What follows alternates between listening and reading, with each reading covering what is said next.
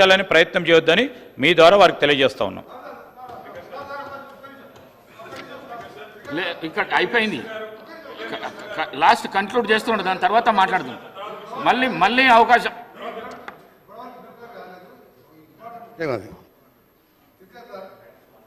ముందుగా మా గౌరవ ముఖ్యమంత్రి గారికి మూసి బారిన బడి ఒకవైపు గతంలో ఉన్న ఫ్లోరైడ్ బాధతోని లక్షలాది మంది అలా బాధపడుతున్న తరుణంలో మొట్టమొదటిసారి ఒక రాష్ట్ర ముఖ్యమంత్రిగా మూసి మీద ఆలోచించి 7 మాసాలుగా ప్రతి సందర్భంలో మూసి ప్రక్షాళన గురించి మాట్లాడుతున్న ముఖ్యమంత్రి గారికి నల్గొండ జిల్లా, రంగారెడ్డి, హైదరాబాద్ ప్రజల పక్షాన వారికి ధన్యవాదాలు తెలియజేస్తూ మా కేటీఆర్ గారికి కూడా విజ్ఞప్తి చేస్తున్నా.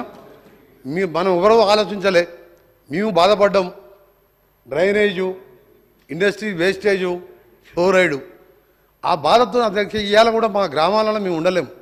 మీరు ఇప్పటికి కూడా ఇప్పుడు చూడండి, పొద్దున్న లేస్తే ఆ గ్రామాలకి మూసిపోతుండే డ్రైనేజ్ స్మెల్ వస్తుంటుంది. పోచంపల్లి, చౌటుంపల్, ఇక్కడి నుంచి మొదలు పెడితే నార్కట్పల్లి. ఒకప్పుడు మూసి స్వచ్ఛమైన వికారాబాద్లో పుట్టి నేరేడు జిల్లా కృష్ణానదిలో కట్టిపోయే 1,04 ఎకరాలకు సాగునీరు, త్రాగునీరు ఇచ్చే రివర్ అది. ఇలా పొల్యూషన్తో లక్షలాది మంది రోగాల బారిపడుతున్నారు. అందుకని గౌరవ సభ్యులకు చెప్తున్నా, మీరు దాని మీద 20,000 కోట్లు 30,000 కోట్లు అయినా సరే సహకరించండి. దాన్ని వేరే విధంగా అర్థం చేసుకోవద్దని మీరు ఒక నల్గొండ జిల్లా మూసితో పాటు ఫ్లోరైడ్ బాధితుగా మీకు విజ్ఞప్తి చేస్తున్నాం. దీన్ని రాజకీయాలు జోడించకండి. ఎన్ని వేల కోట్లు అయినా సరే మూసి ప్రక్షాళనకు సహకరించమని విజ్ఞప్తి చేస్తున్నాం. ఎల్ఏ మినిస్టర్ గారు కనుక ఇంటర్వ్యూని కాకపోతే నాకు చెప్పాల్సిన అవసరం లేదని ఇప్పుడు చెప్పక తప్పట్లేదు. ఇదర్ ఎల్ఏ minister is misleading the house or deputy chief minister is misleading the house. ఎందుకంటే మొన్న డిప్యూటీ చీఫ్ మినిస్టర్ గారు యూనియన్ బడ్జెట్లో మనకు డబ్బులు రాలేదు, మూసీకి డబ్బులు అడిగినామంటే ఇక్కడ నుంచి కొంతమంది అడిగారు మీరు డిపిఆర్ ఇచ్చారా అని. వెంటనే ఆయన ఒక పుస్తకం చూపెట్టి మేము డిపిఆర్ కూడా సమర్పించాము, మాకు డబ్బులు ఇవ్వలేదన్నారు. ఇప్పుడేమో ఎల్ఏ మినిస్టర్ ఏమంటున్నారు, డిపిఆర్ ఇంకా తయారు కాలేదే అంటున్నారు. మరి వాళ్ళకే పొంతన లేదు ప్రభుత్వంలో. నేను ఒకటే అంటా ఉన్నా అధ్యక్ష, ఎన్ని వేల కోట్లు డిపిఆర్ అయినాక పెట్టండి, హౌస్లో పెట్టండి, డిపిఆర్ మొత్తం అయినాక పెట్టండి, చర్చ పెట్టండి. వెంకరెడ్డి గారు కూడా అన్నారు మీరు అడ్డుకోవద్దు. మాకేం లేదు సార్, 1,50,000 కోట్లు ఖర్చు అయినా సరే మీరు చేయండి, we welcome it, we are not opposing it. All we are saying is clarity ఇవ్వండి. ఇది నేను చెప్పలేదు సార్, ఇది ముఖ్యమంత్రి గారి స్టేట్మెంట్. నేనేదో ప్లకార్డులు తీసుకురాలేదు శ్రీధర్ బాబు గారు, ముఖ్యమంత్రి గారి ప్రకటన తీసుకొచ్చినా. అది కూడా ఆంధ్రజ్యోతి పత్రికలు ఏం రాసిండ్రు, 1,50,000 కోట్లతో మూసీ అభివృద్ధి అనే హెడ్డింగ్తో ఆంధ్రజ్యోతి పత్రిక రాసింది. రాసినలో ఏం చెప్పిన అధ్యక్ష, ప్రపంచ స్థాయి పర్యాటక ప్రాంతంగా చేస్తాం, విశ్వనగరంగా చేరుస్తాం, ఎక్కడి నుంచి ఎవరొచ్చినా హక్కున చేర్చుకుంటాం అని సీఎం రేవంత్ రెడ్డి అన్నారు. నేనేమంటున్నా, నేను అనేదల్లా ఒకటే, మా ప్రభుత్వం ఉన్నప్పుడు 100% ఎస్టీపీల ట్రీట్మెంట్ కోసం, ఇప్పుడు ఎంఎన్యూడి మీ దగ్గరే ఉంది చీఫ్ మినిస్టర్ గారు, 3,866 కోట్ల రూపాయలతో, ఎందుకంటే హైదరాబాద్లో ఉత్పత్తి అయ్యే సివరేజ్ 2,000 MLD, మేము ఆనాడే 2,000 MLD కెపాసిటీకి 100% ఎస్టీపీలు పూర్తి చేసే విధంగా ప్రణాళిక రూపొందించిన. మీరు మొన్నపోయి ఒకటి ఓపెన్ చేసిండ్రు, ఉప్పల్లో నల్ల చెరువు ఎస్టీపీ మీరు మొన్నపోయి ఓపెన్ చేసిండ్రు. సరే పని మేము చేసినాం, రిబ్బన్ మీరు కట్ చేసిరు, సంతోషం. కానీ మిగతా ఎస్టీపీలు కూడా బ్రహ్మాండంగా పూర్తి చేసినాము. నేను ముఖ్యమంత్రి గారిని అడిగేది ఒకటే, మరి ఎస్టీపీలు 100% అయిపోయిన తర్వాత అంచనా ఖర్చులు ఈ రకంగా పెరుగుతున్నాయంటే నేను వారిని ఒకటే అంటా ఉన్నా, ప్రభుత్వం రిపీటెడ్గా అంటది అధ్యక్ష. ఏమంటారు అధ్యక్ష వీళ్ళు, కాళేశ్వరం ప్రాజెక్టు 1,00,000 కోట్లు ఏటీఎం అయిపోయింది అని మాట్లాడుతారు అధ్యక్ష. గల్లీ నుంచి ఢిల్లీ దాకా ఒకటే లొల్లి అధ్యక్ష. నేను వారిని అడుగుతున్నా అధ్యక్ష, మరి 18 లక్షల ఎకరాలకు నీళ్ళిచ్చే కాళేశ్వరం మీద 94,000 కోట్లు ఖర్చు పెడితే గగ్గోలు. ఉత్తమ్ కుమార్ రెడ్డి గారేమో 1,47,000 కోట్లు ఖర్చు అవుతుంది కాళేశ్వరం. 18 లక్షల ఎకరాల స్థిరీకరణ, 18 లక్షల ఎకరాల కొత్త ఆయకట్టిచ్చే ప్రాజెక్టుకు 1,47,000 కోట్లు అయితేనేమో గగ్గోలు పెడతారు. మరి నేను అడుగుతున్నా అధ్యక్ష, మూసీ సుందరీకరణ విషయంలో ఈ మూసీ ప్రాజెక్టుతో మురిసే రైతులెందరూ, నిల్వ ఉంచే టీఎంసీలెన్ని, సాగులోకి వచ్చే ఎకరాలెన్ని, పెరిగే పంటల దిగుబడి ఎంత, తీర్చే పారిశ్రామిక అవసరాలెంత, కొత్తగా నిర్మించే రిజర్వాయర్లు ఎంత, ప్రజలకు కలిగే లాభం ఎంత, సృష్టించే ఆదాయం ఎంత, తప్పకుండా చెప్పాలా. ముఖ్యమంత్రి గారు పాలమూరు బిడ్డ అని చెప్తారు అధ్యక్ష.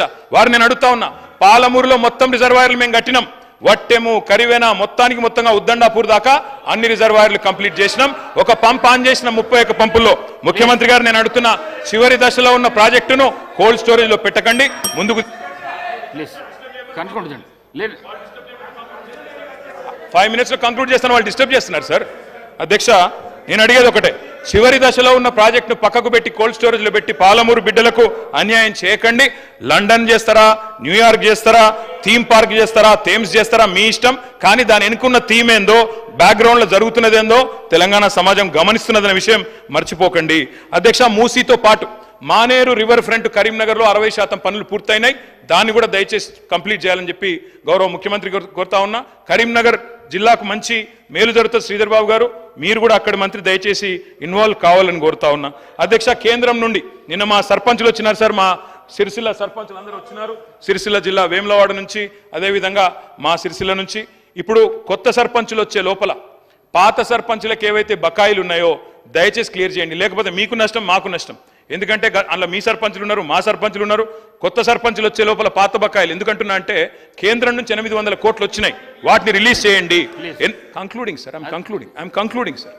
ఎన్హెచ్ఎం నిధులు 800 కోట్లు వచ్చినాయి, వాటిని కూడా రిలీజ్ చేయండి. మీరు మాట ఇచ్చిన విధంగా ఎల్ఆర్ఎస్ 25 లక్షల మందికి ఉచితంగా అమలు చేయండి. అదేవిధంగా అధ్యక్ష, మేము కలిసి వస్తాం. ప్రభుత్వంతో మీరు ఇచ్చిన మాట నిలబెట్టుకోండి, తప్పకుండా కలిసి వస్తాం. మంచి పథకాలు కొనసాగించండి. కేసీఆర్ కిట్లు కొనసాగించండి, పేరు మార్చండి. బతుకమ్మ చీర పేరు మార్చండి, క్వాలిటీ పెంచండి, కొనసాగించండి. పిల్లలకు బ్రేక్ఫాస్ట్ స్కీమ్ తెచ్చాం స్కూల్స్లో, సబితక్క నిన్న చాలా డీటెయిల్గా చెప్పారు. బ్రేక్ఫాస్ట్ స్కీమ్ కొనసాగించండి. మిడ్ డే మీల్ బకాయిలు ఉంటే అవి కూడా ఇవ్వండి. తప్పకుండా నేను మిమ్మల్ని అందరినీ కూడా ముగించే ముందు డాక్టర్ వివేక్ వెంకటస్వామి గారు ప్లీజ్, చాలా టైం అయిపోయింది. ఐ రిక్వెస్ట్ యూ సార్, ఎన్నికలకు 6 నెలల ముందు రాజకీయాలు చేద్దాం. మీరు అన్నారు ముఖ్యమంత్రి గారు, వి వెల్కమ్ ఇట్. మిగతా 4.5 ఏళ్ళు నిర్మాణాత్మక ప్రతిపక్షంగా మా పని మేము చేస్తాం. ప్రజలు మీకు అధికారం ఇచ్చారు, చిన్న వయసులో మంచి చేయండి. ప్రజాస్వామ్యంలో ప్రజలకు సేవ చేసే అదృష్టం మీకు కలిగింది. తప్పకుండా we will support you sir. కానీ దయచేసి మేము మా పార్టీ తరఫున ముగించే ముందు చేసే విజ్ఞప్తల్లా ఒకటి, మా మీద కోపం ఉంటే మమ్మల్ని తిట్టండి. కానీ తెలంగాణ కోసం దయచేసి కలిసిమెలిసి కలబడి నిలబడి పోరాడిన పార్టీని అవమానించకండి. ఉద్యమంలో ఉదయించిన మా పార్టీని అవమానించకండి. కొట్లాట అనేది మా డిఎన్ఏలో ఉంది, తప్పకుండా కొట్లాడతాం ప్రజల పక్షాన. ప్రధాన ప్రతిపక్షంగా మీరిచ్చిన ఒక్క మాట కూడా ఎక్కడ మోసం జరిగినా తెలంగాణ ప్రజలకు మౌనం వహించం, సహించం, భరించం. ప్రాంతం వాడు మోసం చేస్తే ఈ ప్రాంతంలోనే పాత్ర పెడతామన్న కాలోజీ మాటలు వారికి గుర్తు చేస్తూ జై తెలంగాణ. డాక్టర్ వివేక్ వెంకటస్వామి గారు, గౌరవ ముఖ్యమంత్రి గారు. ఒక్క నిమిషం వివేక్, ఎంతసేపు మాట్లాడినా రామారావు గారు మేము కలిసి వస్తాం, ప్రభుత్వానికి సహకరిస్తాం అని పదే చెప్తున్నాడు. నేను వారికి ఒకటే సూచన చేస్తున్నా, మీరు కలిసి వస్తారా లేదా అనేది, అన్నం ఉడికిందా లేదా అనేది ఒక మెతుకుని బట్టి చూస్తే తెలుస్తుంది. ప్రతిపక్ష నాయకుడు సభలకే రాడు, వీళ్ళు కలిసి వస్తారని చెప్తే నమ్మేది ఎవరు అధ్యక్ష? నేను అందుకే వారికి సూచన చేస్తున్నా, వెనకాల ఉండే అక్కలు ఇక్కడ ఉండి చెప్పి ఇక్కడ ముంచి అక్కడికి తేలినరు. ఆ అక్కల మాటలు విన్నాడు అనుకో జూబ్లీ బస్ స్టాండ్లో కూర్చోవాల్సి వస్తుంది అధ్యక్ష.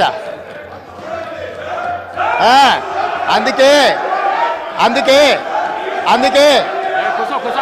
అధ్యక్ష, కౌశిక్ రెడ్డి గారు కూర్చోండి. మైనారిటీకి మంత్రి ఇవ్వలేదన్నాడు.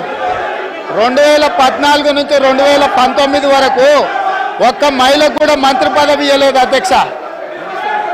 5 సంవత్సరాలు ఒక్క మహిళకు కూడా మంత్రి పదవి ఇవ్వకుండా ఈ ప్రభుత్వాన్ని, ఆనాడు ప్రభుత్వాన్ని నడిపి ఈ రోజు వచ్చి మైనారిటీలకు ఇవ్వలేదని ముసలి కన్నీరు గారుస్తారు అధ్యక్ష. కాబట్టి దయచేసి అన్ని విషయాలు మాకు తెలుసు, సహకరించేది ఉంటే ప్రతిపక్ష నాయకుడిని వచ్చి సభలో కూర్చోమని చెప్పుండ్రు అధ్యక్ష. వివేక్ గారు మళ్ళీ వెళ్ళకు రాకండి. వివేక్ గారు, ఈ ప్రాక్టీస్ మంచిది కాదు. మళ్ళీ వెళ్ళకు రాకండి. కొత్త సభ్యులకు ఇది నేర్పించకండి. మీరు సభా మర్యాదలను కాపాడండి. మీరు వెళ్ళండి. మీరు పల్ల రాజేశ్వర్ గారు మీరు వెళ్ళండి ప్లీజ్. మీరు వెళ్ళండి, సభా మర్యాదలను కాపాడండి. మీరు వెళ్ళండి, కూర్చోండి ప్లీజ్. కూర్చోండి.